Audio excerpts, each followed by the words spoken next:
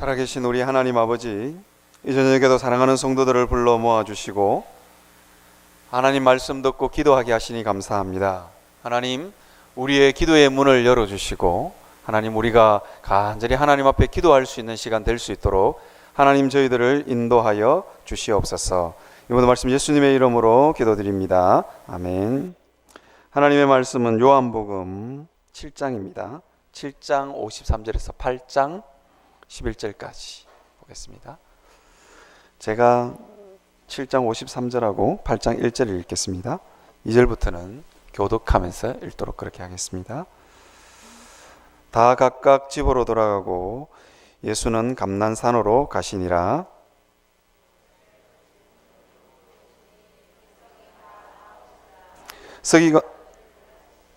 서기관들과 바리새인들이 엄행 중에 잡힌 여자를 끌고 와서 가운데 세우고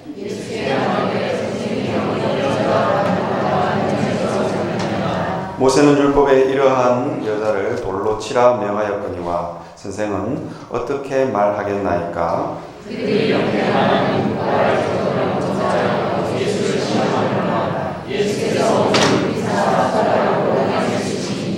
그들이 묻기를 맞이 아니하는지라. 이에 일어나 이르시되 너희 중에 죄 없는 자가 먼저 돌로 치라 하시고 그들이 이 말씀을 듣고 양심의 가책을 느껴 어른으로 시작하여 젊은이까지 하나씩 나가고 오직 예수와 그 가운데 섰는 여자만 남았더라.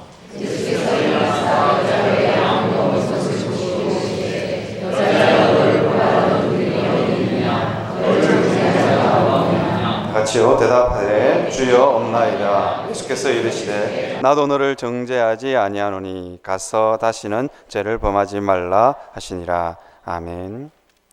오늘 본문은 성경에 보면 여러분 자세히 보면 7장 53절부터 시작해서 8장 11절까지 가로가 쳐져 있어요.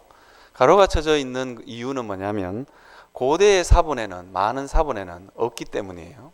그런데 이게 후대로 내려오면서 이게 첨가되었다고 보기도 하고 여러 가지 학설들이 많습니다. 어쨌거나 이게 고대의 사본에 없음에도 불구하고 그 오늘 본문에 등장하는 가늠하다가 잡힌 이 여자의 이야기를 교회가 버릴 수 없었던 것 같아요. 그래서 어쨌거나 가로를 쳐서라도 이 이야기를 보존했던 것 같아요. 요한복음이 처음 썼던 요한복음에는 이 가로 안에 있는 이 내용이 있었을까 없었을까 아무도 모릅니다. 없었을 확률이 높다고 봅니다. 그러함에도 불구하고 교회는 이 본문을 버릴 수 없었던 것 같아요. 그리고 예수님이 이 땅에 오셔서 행하신 많은 일들 가운데 이 일도 있었던 것 같습니다. 그래서 요한복음에만 유일하게 이 본문이 기록되어져 있습니다. 자, 오늘 이 본문을 가지고 여러분들하고 잘 아는 본문이잖아요. 그래서 여러분들하고 좀 말씀을 좀 나누고 싶습니다. 여러분, 이 땅에서 우리가 살아가면서 용서하지 못할 죄가 있을까요? 아마도 예수님을 믿는 그리스도인에게 용서하지 못할 죄는 없는 것 같습니다. 그런데 이 땅을 살아가는 많은 그리스도인들이 참 용서하지 못하고 살아가는 것 같아요.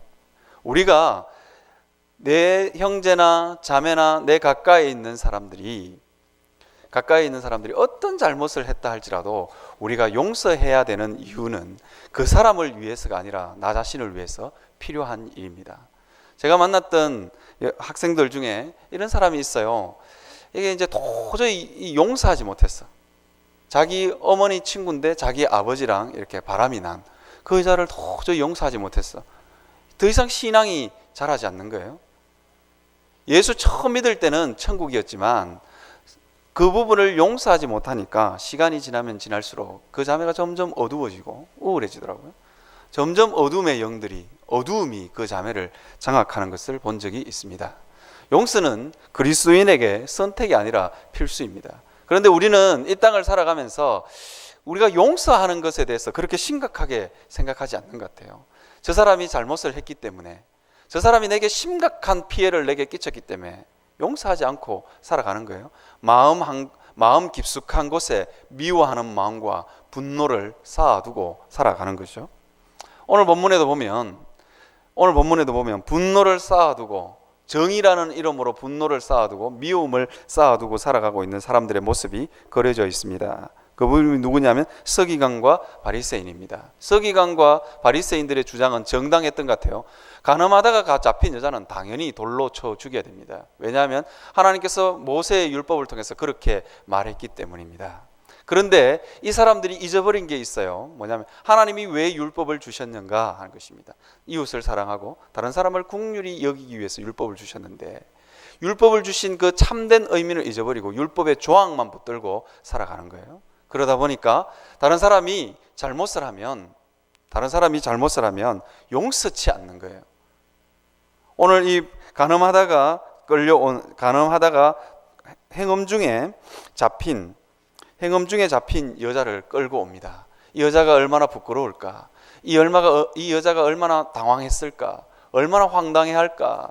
이 여자가 얼마나 수치스러울까? 거기에 대해서는 조금도 생각하지 않는 것입니다. 죄를 죄로 처벌한다 할지라도 죄인된 인권은 있는데 이 바리새인들과 서기관들은 그것을 잊어버렸습니다. 왜냐하면 그들에게는 의를 세우는 것이 더 중요했기 때문입니다. 여러분, 우리가 때때로 이 땅을 살아가면서 우리가 긍휼의 마음을 좀 가졌으면 좋겠습니다. 바리새인들을 보면서 사람을 불쌍히 여기는 마음이 전혀 없어요. 그래서 성경에 보니까 이런 이야기를 했어요. 긍휼히 여기는 자는 복이 있나니 그들이 긍휼히 여김을 받을 것임이라. 그렇게 이야기했어요. 긍휼히 여기는 자가 복이 있다. 그렇게 말합니다. 왜냐하면 그들이 긍휼히 여김을 받았기 때문입니다. 여러분들이 만약에 다른 이들을 불쌍히 여겼다. 내가 도저히 용서해 줄 수 없는 그 사람이 불쌍하고, 내가 도저히 받아들일 수 없는 그 사람이 불쌍하게 보이면 하나님도 여러분을 보시면서 불쌍히 여기시겠다. 그 약속을 하고 있는 것입니다. 제가 유학생 사역을 처음 시작할 때 저를 이렇게 설득해서 유학생 사역을 하게 한 친구가 있어요. 키가 자그마한 친구였는데 석사과정으로 공부를 하고 전작과에서 석사과정으로 공부를 하고 있었는데 어느 날 갑자기 저에게 찾아와서 이런 이야기를 하더라고요. 추운 겨울날이었어요. 형, 돈 좀 내 그러는 거예요. 돈 좀 내 그러는 거예요. 왜? 그러니까 베트남 유학생 하나가 얇은 가을 점퍼를 입고 다니는데 너무 추워 보여서 옷을 하나 사줘야 되겠다는 거예요. 이제 그때는 제가 강도사였는데 강도사에게 돈 좀 내라 그러니까 살짝 얄밉기도 하지만 이게 이제 유학생을 도와준다 그러니까 이게 돈을 내기로 했어요. 이게 이제 옷가게에 가서 옷을 고르는데 이 친구가 제일 비싼 오리털 파카를 골라온 거예요. 속으로 좀 너무한 거 아닌가 이런 생각을 한 적이 있어요. 그런데 그 친구가 이게 저에게도 이렇게 돈을 걷고 옆에 있는 친구들에게도 돈을 걷어서 제일 비싼 그 오리털 파카, 굉장히 저 정도까지 두꺼울 필요가 있을까 그런 생각이 들었는데 그 친구에게 그걸 사주는 거예요. 참 제가 보면서 목사보다 낫다. 제가 그때는 강도사였지만 사역자보다 훨씬 낫다 그런 생각을 했습니다. 어떻게 베트남에서 온 유학생, 자기랑 한번 피 한 방울 안 섞인 유학생이었고 갓 유학 왔기 때문에 별로 그렇게 정이 깊지 않는 친구였음에도 불구하고 오리털 파카를 사줘야 되겠다는 거예요. 그때 제가 이런 생각을 했어요. 하나님께서 저 친구를 참 불쌍히 여기시겠구나 그런 생각을 한 적이 있습니다. 아니나 다를까 그 친구가 석사를 마치고 네덜란드에 전액 장학생으로 뽑혀가더라고요. 제가 볼 때 그렇게 실력이 그렇게 탁월하거나 그런 친구가 아닌 것 같은데 어떻게 전액 장학으로 탁 뽑히더라고요. 그래서 제가 속으로 그런 생각을 한 적이 있습니다. 다른 사람을 긍휼히 여기니까 하나님께서 이 친구를 긍휼히 여기주시는구나. 지금은 네덜란드에 포스닥으로 가 있어요. 이상하게 그 친구는 이렇게 박사과정을 마치고도 길이 잘 열려요. 네덜란드에서 박사과정을 마치고 포스닥으로 캐나다에 가 있는데 포스닥이 1년마다 이게 계약이 갱신된단 말이에요. 끊칠 것 같은데 안 끊쳐요. 그런 거 보면서 하나님이 불쌍히 여겨주는구나. 다른 일을 불쌍히 여기기 때문에 하나님께서 불쌍히 여겨주시는 것입니다. 성경 말씀에 보면 이런 말씀이 있어요. 너희가 헤아리는 그 헤아림으로 너희도 헤아림을 도로 받을 것이라 그렇게 이야기합니다. 여러분들이 내 주변에 있는 사람들에게 어떤 헤아림을 가지고 있는가? 사실은 불쌍히 여길 만한 조금의 가치도 없는 사람들도 있죠. 오늘 행음하다가 잡혀온 이 여자처럼 불쌍히 여길 만한 조금의 가치도 없는 사람들도 있습니다. 그러함에도 불구하고 하나님은 우리에게 뭐라고 말씀하시냐면 그 사람이라 할지라도 긍휼히 여겨라. 죄인이라 할지라도 긍휼히 여길 만한 가치가 있다라고 이야기합니다. 왜냐하면 예수님께서 우리를 바라보시면서 그렇게 하셨기 때문입니다. 예수님께서 그렇게 하셨음에도 불구하고 우리가 그렇게 하지 않으면 우리가 헤아리는 그 헤아림으로 우리가 하나님 앞에 헤아림을 받을 것입니다. 내 주변에 있는 형제 자매들을 보면서 내가 정말 미워하는, 내하고 정말 안 맞는 사람들을 바라보면서 나는 미워하는 게 당연한 거라고 생각하지만 하나님께서는 그것을 계산하고 계신다. 하나님께서는 그걸 계산하시고 그 헤아림으로 도로 받을 것이라 그렇게 이야기합니다. 어느 굉장히 부자인 아버지가 어느 날 갑자기 자식들을 다 불러 모았다 그래요. 그리고는 자식들을 보고 이런 이야기를 했대요. 내가 사기를 당해서 전 재산을 다 날리게 생겼다. 그래서 자식들에게 너희들이 나를 좀 도와줘야 되겠다. 그 이야기를 했다 그래요. 그래서 아버지에게 빌려줄 수 있는 돈 액수를 다 적어봐라. 그 이야기를 했대요. 여러분 잘 아시는 예화죠. 그래서 자식들마다 고민인 거예요. 아버지가 이제 전 재산을 다 날렸어요. 난 감옥에 가기 싫었어. 나에게 돈을 좀 빌려다오. 받을 길이 없는 돈이잖아요. 뭐 아버지가 이제 연세가 다 드셨어. 그 많은 재산 다 사기로 다 날리고 받을 길이 없는 돈이니까 자식들이 손을 덜덜 떨어가면서 적습니다. 그러더라고요. 그걸 딱 적은데 아버지가 거기에다가 곱하기 100을 해서 유산을 나누어줬다 그래요. 여러분, 하나님도 여러분의 삶과 여러분들이 다른 사람을 대하는 태도를 보면서 여러분들의 모습 하나하나를 헤아리고 계신다는 것입니다. 저 사람은 저런 대우를 받기에 너무 당연합니다. 오늘 행음한 이 여자는 행음하다가 도중에 잡혔어요. 행음 중에 잡혔으니까 당연히 돌을 맞아야 되고 당연히 수치심을 겪어야 되는 여자입니다. 그럼에도 불구하고 예수님은 이 여자를 긍휼히 여기시는 것을 볼 수 있습니다. 여러분, 하나님은 당연함에도 불구하고 불쌍히 여기고 긍휼히 여기시는 그 헤아림, 여러분들의 그 헤아림을 지금도 카운팅하고 계신다, 계산하고 계신다는 거예요. 언젠가 그 헤아림을 여러분들에게 갚아 주실 것입니다. 여러분들은 하늘 곳간에 무엇을 쌓고 계시는지 모르겠어요. 긍휼하심을, 하나님의 긍휼하심을 저축하면서 살아가시는 여러분들이 되시길 바랍니다. 다른 이들을 위해서 이게 긍휼히 여기는 것, 그거 절대 공짜 아닙니다. 하나님께서는 냉수 한 그릇을 주의 나라를 위해서 드린 것, 그것도 하나님께서 다 계산하신다고 하셨는데, 다른 일을 하나님이 손수 만드신 인간을, 사람을 하나님께서 긍휼히 여기시는 것, 그거 하나님께서 다 계산하시고 사신다 하는 것입니다. 두 번째로 우리가 이 본문을 통해서 살펴볼 수 있는 것은 바리새인들의 모습 가운데는 관용이 없었습니다. 여러분, 죄 많은 인생들은 다 모순을 가지고 살아가는 게 정상입니다. 오류가 없는 인생이 없다 하는 것입니다. 다 하나님 앞에서는 죄인이죠.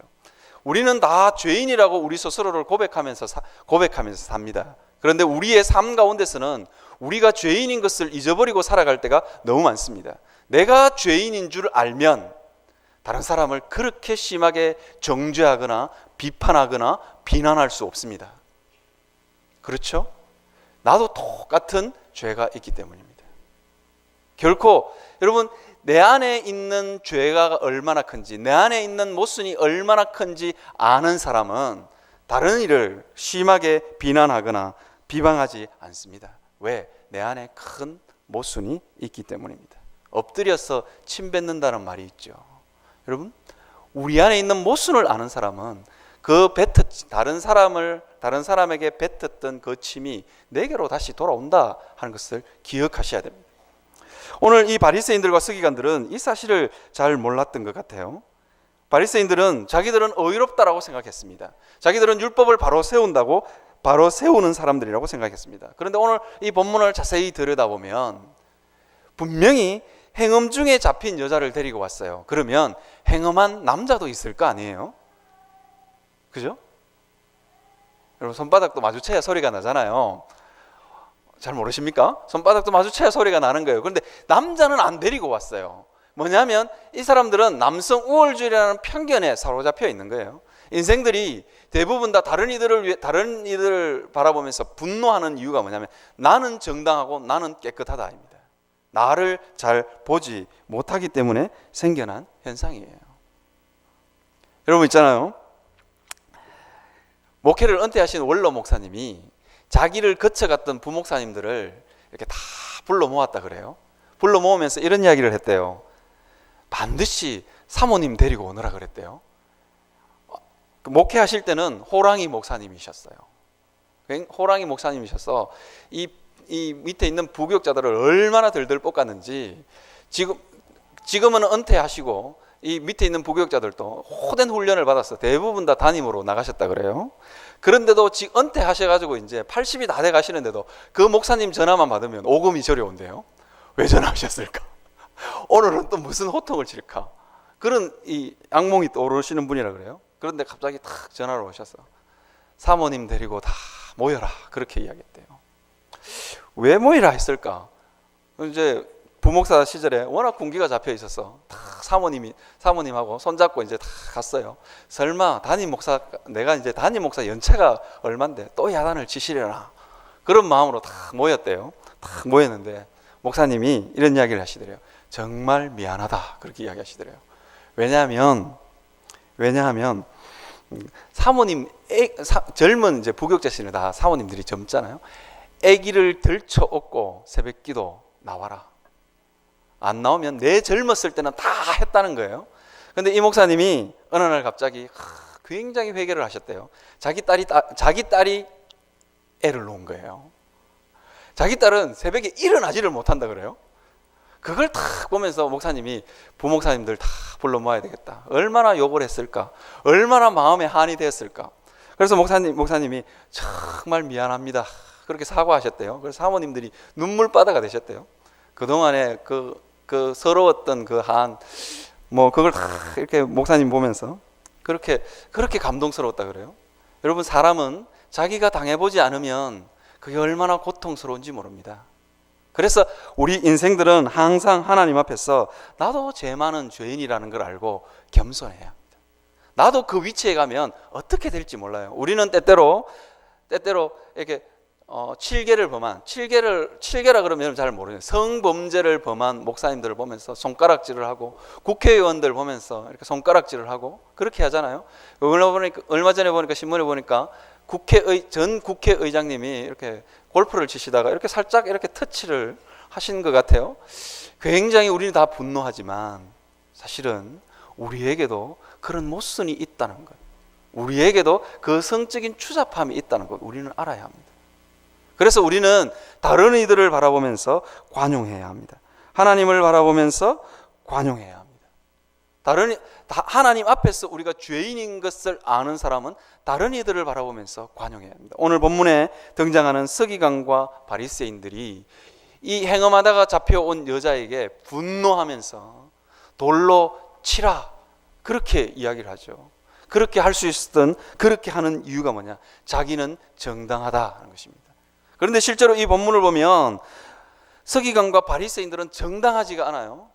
제가 아까 말했습니다. 편견에 사로잡혔어. 남자는 데리고 오지 않았고, 그리고 자기들의 내면을 다 들여다보면 예수님을 어떻게 하면 죽일까? 오늘 본문의 표현을 빌리면 고소할 건수를 찾는 거예요. 이게 고소할 조건을 찾고 있었다. 그렇게 이 바리새인과 서기관들의 마음에도 악독함이 있는 거예요. 예수님이 어떻게 하나 보자. 그걸 건수를 잡아서 어떻게 한번 해보겠다는 거예요. 만약에 예수님이 이 여자를 보고 모세의 율법대로 돌로 치라 그러면 로마법에 저촉이 되는 거예요. 로마법으로 보면 이건 살인교사가 되는 거예요. 살인교사가. 왜냐하면 행음한 그 여자를 돌로 치라 했으니까 쳐서 죽이면 로마법에 걸리고, 만약에 치지 마라 살려둬라 그러면 율법에 걸리는 거예요. 이 유대인들의 마음 가운데 이 악독함이 있는 거예요. 이 유대인들은 자기의 이 악독함을 보지 못하는 거예요. 여러분, 우리가 언제 분노하고 다른 사람의 잘못에 대해서 우리가 언제 분노하느냐? 내 안에 있는 죄를 보지 못하기 때문입니다. 이 본문의 뒷부분에 나는 세상의 빛이다, 그렇게 이야기합니다.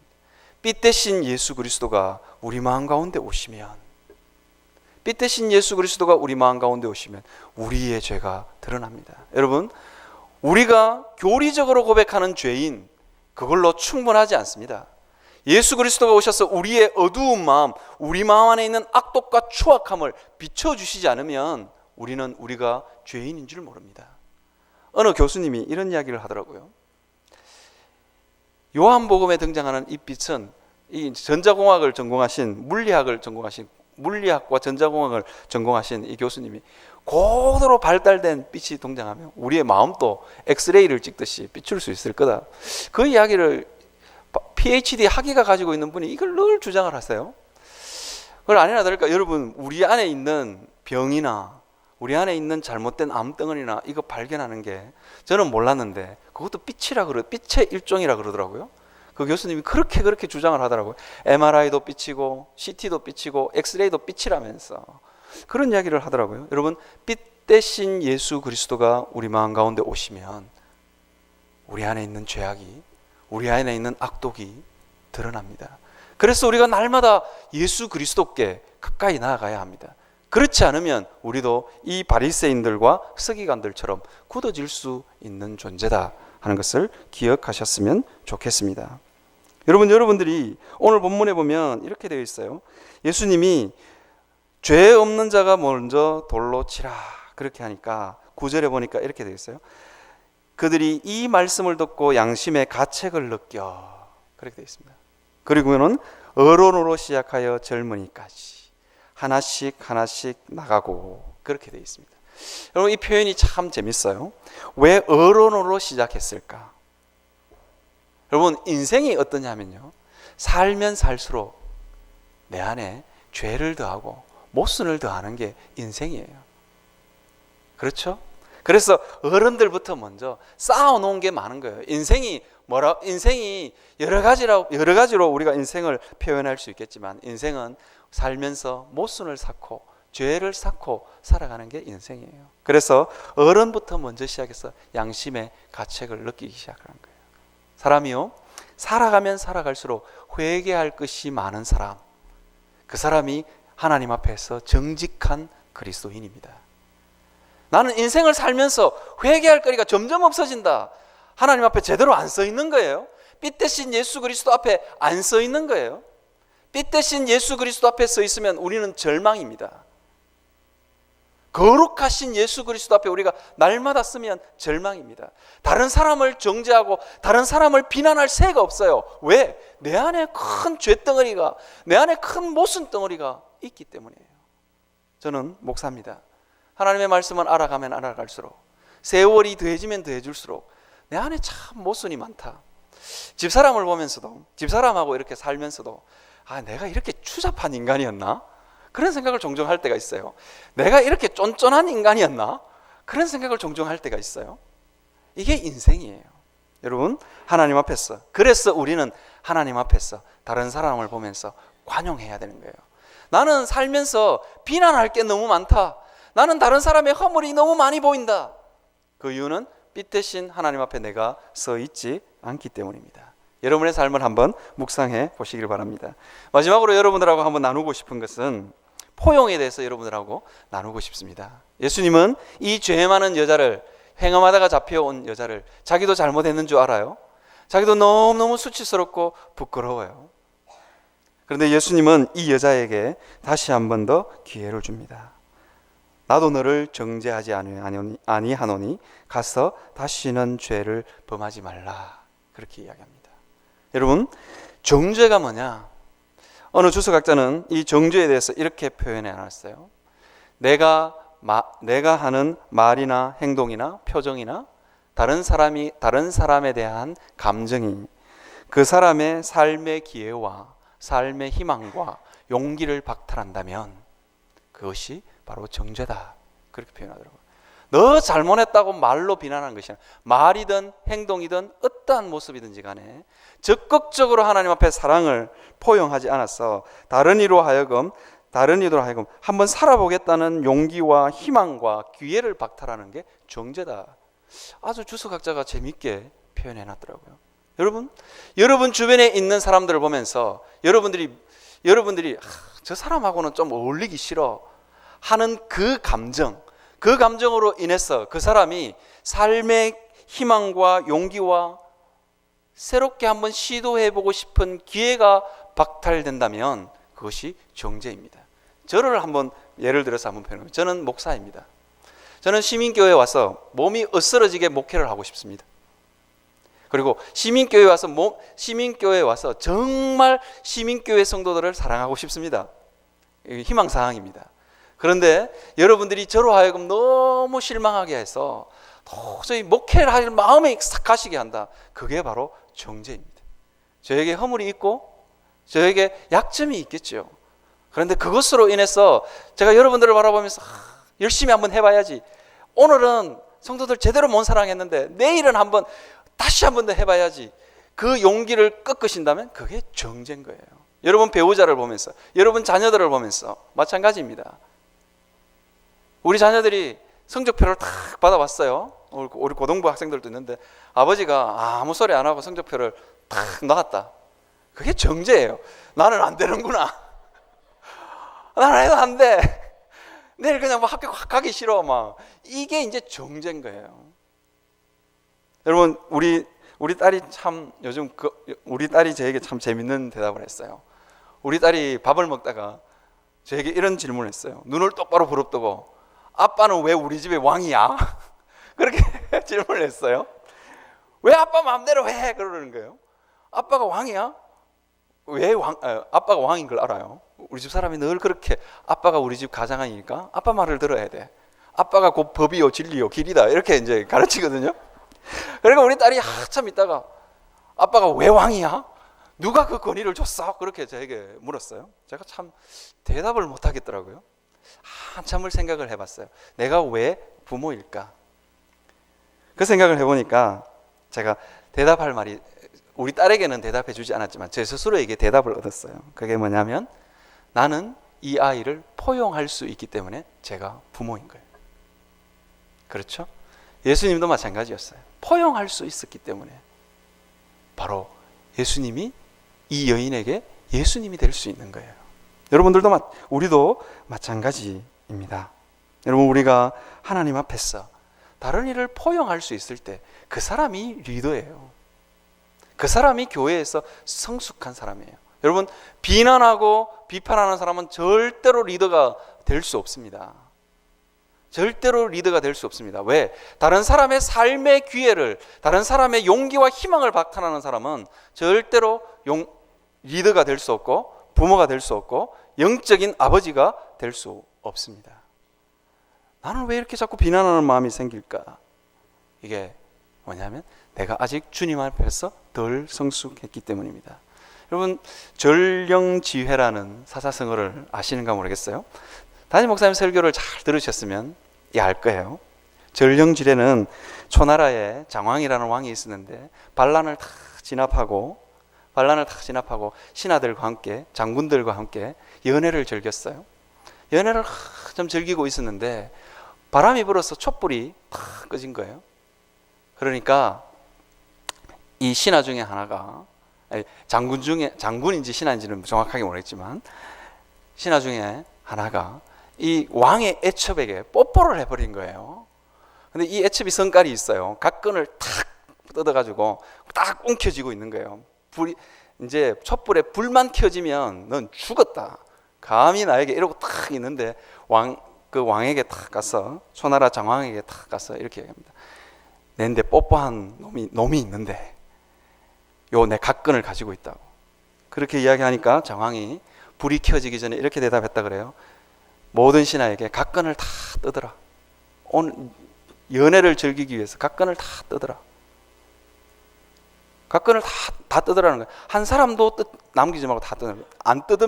각근을 안 뜯으면 벌을 내리겠다 그러니까 모든 신하들이 각근을 다 뜯은 거예요. 그러니까 이게 이제 용서가 되는 거죠. 각건을 다 뜯어서 다 버린 거예요. 그러니까 이게 이제 누가 했는지 모르는 거예요.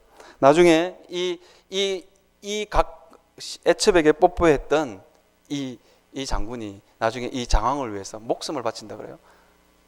이 장왕이 굉장히 위험해졌을 때 이 목숨을 바쳤어. 숨이 깔딱깔딱 넘어가는데 장왕이 탁 안으면서 네 이름이 뭐냐 그러니까 내가 그때 각건을 뜯겼던 그 장군입니다. 그렇게 대답을 했다 그래요. 여러분, 때로는 다른 사람에 대한 용서와 포용이, 내가 했던 작은 용서와 포용이 다른 사람에게 굉장한 삶의 희망과 용기를 줍니다. 그래서 예수님께서 이렇게 이야기하십니다. 나도 너를 정죄하지 아니하노니 가서 다시는 죄를 범하지 말라. 이 여인에게 다시라는 건 없었어요.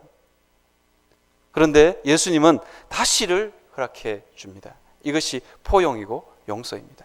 하나님의 포용과 용서를 아는 사람들은 이렇게 할 수 있습니다. 여러분들도 다른 이들을 포용하고 다른 이들에게 관용하고 다른 이들을 불쌍히 여기셔서 하나님의 포용과 하나님의 관용과 하나님의 불쌍히 여기심을 받을 수 있는 여러분들이 되셨으면 좋겠습니다. 지금 우리 다 같이 찬양하겠습니다. 찬송가 258장입니다.